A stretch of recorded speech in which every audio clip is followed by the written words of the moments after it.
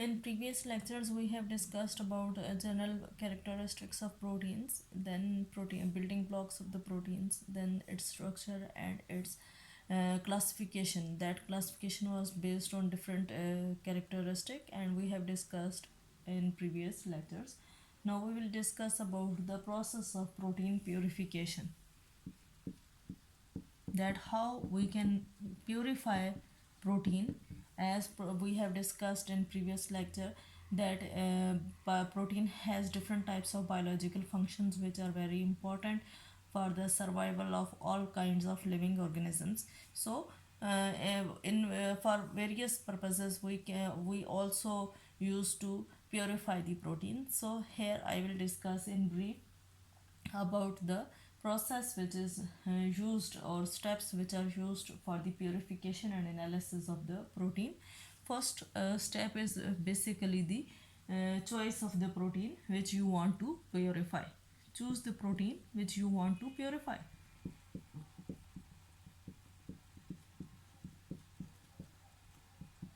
For example, you want to purify any protein. For example, you want to purify albumin. So first of all, you have to choose or select the protein which you want to purify. Second is that you will select about the source, that which source you will use to purify the albumin. So that source is very important. In early biochemistry in 1970s, mostly they utilized proteins that were very abundant from natural selection and natural sources. Those were used. So, while in middle biochemistry in 1980s to 1990s, they isolated the small amounts of the proteins, and then they get their genes, and then they express and purify from the bacteria, yeast, insect, etc. Now in 2000 and 2021, gets the genes from library based on homology, chose gene and express and study it. So first of all, you have to choose the protein which you want to purify. Then you have to decide that what type of source you will use for that particular type of protein. Second is the after selection of the source, you will check about its solubility, that whether it's soluble in water or in any other aqueous solution, or in any other type of polar solution. Next, after checking the solubility, you will check its stability, either whether it's stable or not. Stability is very important to perform the purification or analysis in the cold, as you have to do different purification steps, for which stability is very important. After checking its stability, then you will go for the process of purification. Next is the purification, and that purification is done on the different bases which uh, you will use. As we have discussed, that after checking the stability of the protein, then you will go for the purification, and there are different characteristics on the basis of which you can select that which procedure you will use, or which technique you will use for the purification of the proteins.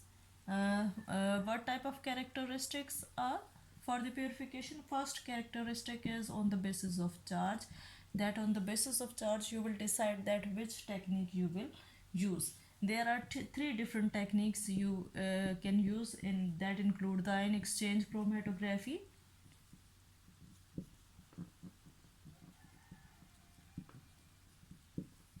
second is the electrophoresis,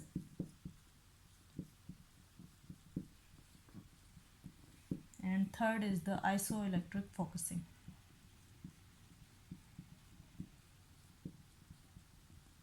So these are the three different types of the techniques which you can select if you are trying to study about the charge. Then a second characteristic is the size. On the basis of size, you can also identify the protein. For example, you can go for the gel electrophoresis. for the purification of the protein. Second is the gel filtration, and third step is the ultracentrifugation.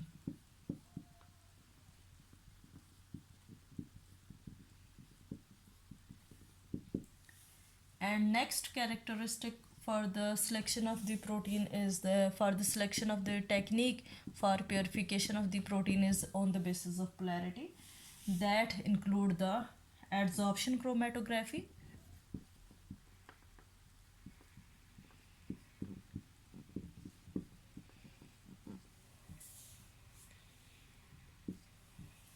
adsorption chromatography, then is the paper chromatography,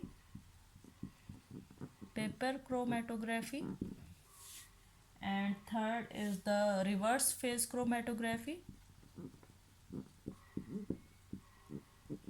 and that also includes the hydrophobic chromatography. These are the different types of chromatographic techniques which you can use for the purification of the proteins on the basis of their polarity.